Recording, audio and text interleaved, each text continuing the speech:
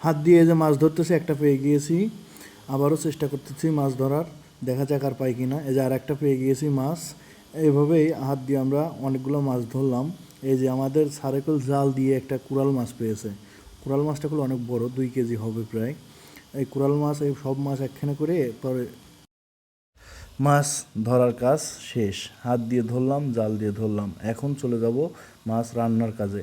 ভালোভাবে কুটিয়ে ধুয়ে তারপরে চলে যাব সেই রান্না করতে, ঠিক আছে? দেখেন, ভালো করে লবণ দিয়ে ধুলাই করবেন যাতে কোনো বিজলে না থাকে। ধুলাই করা শেষ হয়ে গেলেই আমরা নিয়ে চলে যাচ্ছি মাছগুলা রান্নার কাজে। রান্নার আগে ভালো করে ছোট ছোট করে মাছের বডিতে কেটে নিতে হবে যাতে মশলা ভালোভাবে ঢোকে। এখন দিয়ে দেবো মশলা পরিমাপ মতো। যে যে মশলা লাগবে সেই মশলা আপনারা ব্যবহার করবেন পরিমাপ মতো, আর যাতে স্বাদ হয়। তারপরে দিয়ে দেবো হালকা তেল। তেল দেওয়ার পরে আমরা এখন কাঙ্ক্ষিত মাছগুলা দিয়ে দিব।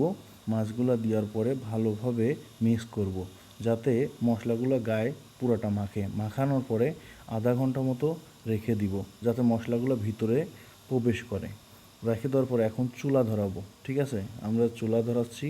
চুলা ধরানোর শেষে তাওয়া দিয়ে দিচ্ছি, তেল দিয়ে দিচ্ছি। এখন আমাদের কাজ শুরু হয়ে গেছে, প্রায় রান্নার কাজ।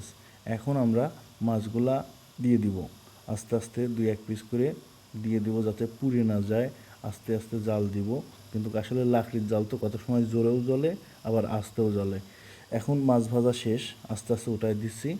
মাছ উঠানোর পরে আবার দিয়ে দিব আমরা আরেক তাওয়া মাছ। এভাবে মাছ ভাজা শেষ। মাছ ভাজা শেষ করে চলে আসছি, এখন খাওয়ার পালা। দেখা যাক কেমন স্বাদ হয়েছে। মাছের আমার কাছে সেই সুন্দর স্বাদ লেগেছে। আসলে নিজের স্বাদ নিজে বলা যায় না, কিন্তু আমার কাছে খুবই ভালো লাগছে। আপনাদের খাওয়াইতে পারিনি, এই জন্য আন্তরিকভাবে দুঃখিত। যারা যারা খাইতে ইচ্ছুক সবাই চলে আসেন, খাওয়ার দাওয়াত রইল। হাত দিয়ে যে মাছ ধরতেছি, একটা পেয়ে গিয়েছি। আবারও চেষ্টা করতেছি মাছ ধরার, দেখা যাক আর পাই কিনা। এই যে আর একটা পেয়ে গিয়েছি মাছ। এইভাবেই হাত দিয়ে আমরা অনেকগুলো মাছ ধরলাম। এই যে আমাদের সারেকল জাল দিয়ে একটা কুরাল মাছ পেয়েছে। কুরাল মাছটা হলো অনেক বড়, 2 কেজি হবে প্রায়। এই কুরাল মাছ, এই সব মাছ একখানে করে পরে মাছ ধরার কাজ শেষ। হাত দিয়ে ধরলাম, জাল দিয়ে ধরলাম। এখন চলে যাব মাছ রান্নার কাজে। ভালোভাবে কুটিয়ে ধুয়ে তারপরে চলে যাব সেই রান্না করতে, ঠিক আছে?